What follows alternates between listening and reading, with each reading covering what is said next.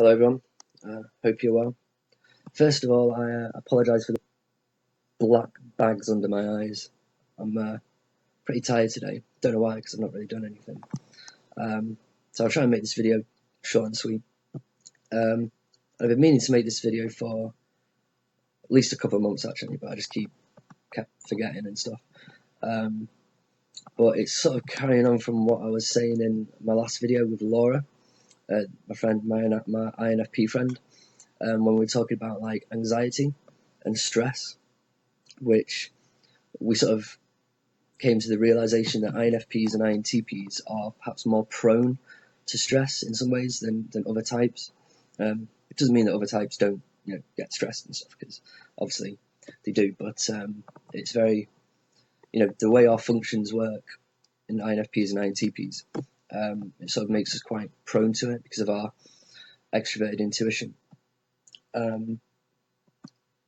So one of the ways in which I've been kind of de-stressing for the last sort of 6 months or so is meditation, and more specific, mindfulness meditation, which is actually kind of all the rage at the moment. It's become quite popular recently, but I have been doing it on and off for like 10 years since I was, sort of in school really.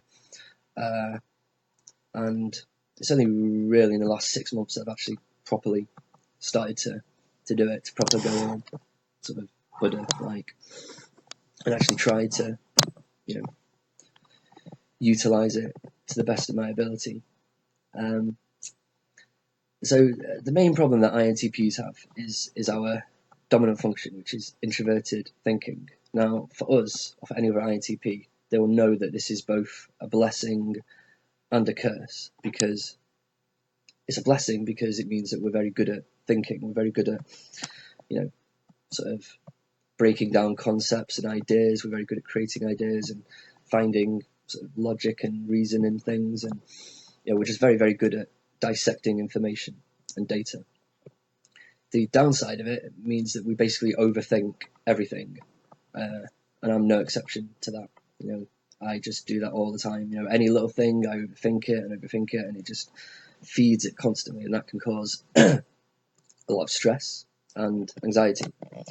And so meditation, mindfulness meditation, for those of you who don't know what it is, it's basically just meditation where you focus on yourself, you focus on like an object such as your breathing, and you can also implement other techniques like noting techniques and visualization techniques and things like that. But it's mainly just kind of an adaptation of the Buddhist shamatha meditation, where you just focus on your breathing and try and do it that way. But and it can be difficult because when you first start, your mind starts wandering. You sort of sat there concentrating on your breathing, and then all of a sudden your mind starts wandering off, and you start thinking about stuff, and before you know it, you've just completely gone off on a tangent. So what I've been doing to kind of help me really is I've been using an app. There's quite a few apps out there, but this particular app is called Headspace, and it's really good because basically it's like guided meditation. So the guy sort of talks to you whilst you're doing it. So and he's got a very chilling voice. He'll make you very chilled out with that voice. So that's it. Headspace. I think you can see Headspace, and it's really good because he talks you through it, and first of all you sort of focus on just breathing, and then you focus on the body, and it is very, very relaxing. But aside from that, it has a long-term benefit. I mean, certainly for us INTPs, because certainly through a technique that he introduces called noting, and that's like when you become consciously aware that your mind has wandered, then you can sort of note it and say, oh, that's a feeling, or oh, that's a thought. And then you could go one further and say, oh, that's a feeling and that's sadness, or oh, that's a feeling and that's happiness. And then you can return to the present moment.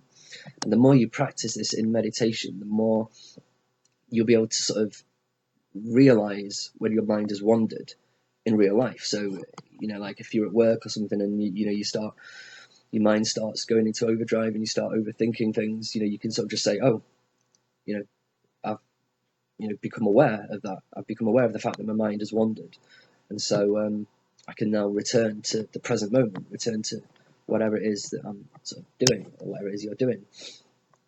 And also science has said that or they've done lots of scientific tests and things, that and a lot of research into this, that shows that your brain, after 6 weeks of meditating at least 10 minutes a day, your brain actually kind of rewires itself. So it can actually physically change the sort of your brain chemistry to make you just in general a lot more chilled out and a lot more relaxed, and you then have the ability to sort of concentrate better, and it has the opportunity to, or the potential to, reduce your overall sort of anxiety levels, and it's definitely worked for me. I think certainly whenever I start sort of stressing out about something, I can immediately say, oh right, that's a feeling, that's this, that, the other, oh that's a thought, and then immediately sort of return to what I'm doing at the present moment. And doing that, it certainly helps me to not dwell on it, I suppose is a good word to use. So aside from the obvious ways of reducing stress, such as exercise, and I do a bit of exercise, I do a lot of walking and running,